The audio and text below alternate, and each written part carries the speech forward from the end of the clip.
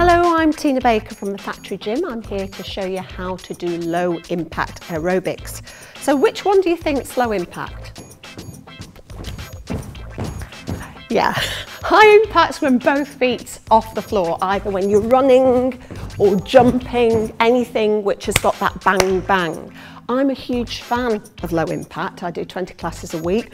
Most of those moves are low impact. If you've got any injuries, if you're pregnant, if you're very overweight, low impact is essential. You do a warm up and you keep the moves with 1 foot on the ground. So low impact aerobics, the obvious thing to do, marching. But marching, easy peasy, you're not really going to be burning that many calories. If you want to work harder with low impact aerobics, you add the arms up above your head.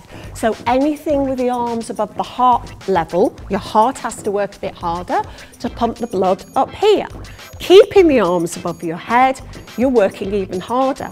However, if you then add a little bounce, just coming onto the balls of your feet, you're now working high intensity, but your feet are still on the floor, and it's going to be still safer than the bouncy moves, which have got that impact, which like your knees will feel it like a shock absorber, your back might feel it, and even if like me you've got quite a strong tummy muscle, strong core, it's not for everybody.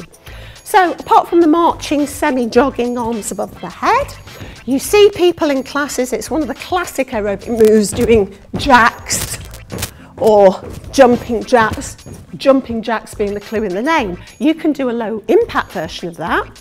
The lower the arms, remember, the easier the move. So if you're a beginner, if you're out of condition, if you're recovering after an injury, you might want to keep the arms down. Similarly, if you're pregnant. I teach a lot of older people.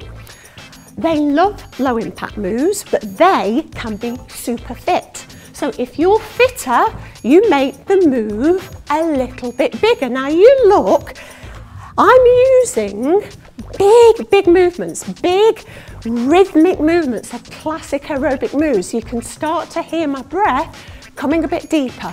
I'm getting a bit warm, I'm getting a bit sweaty. These days, that's the only time I do. I remember the days, no, don't stop me. So, big side lunges, or half stars with different arms where you're working a little bit more intensely. Fantastic aerobic warm-up. In any class, high or low impact, you can always recover if you need. Another move that you might have seen, spotty dogs, we used to call them in the 70s, scissors we call them now. A low impact version of that. That's still, all we've done is take out the bounce, but we are using the arms. The other very efficient way of working low impact but high intensity is up-down movements. So jumps, high impact, squats and reaches, really high intensity, you're powering up. You can add some side moves with that, add more of a routine.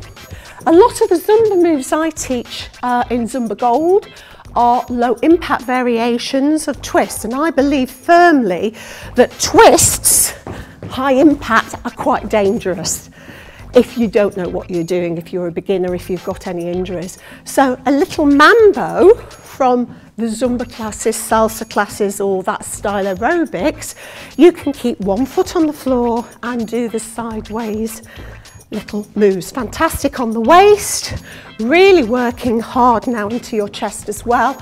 Arms above the head, even more aerobic. So remember, you never ever have to jump or bounce with both feet off the ground if you don't want it. That's high impact. Low impact's fantastic. It burns virtually just as many calories. You can get nearly all the benefits from low impact aerobics as you can high impact. It's a lot safer, particularly if you've got knee problems, joint problems, if you're pregnant or very overweight. I think it's brilliant. It certainly keeps my weight down.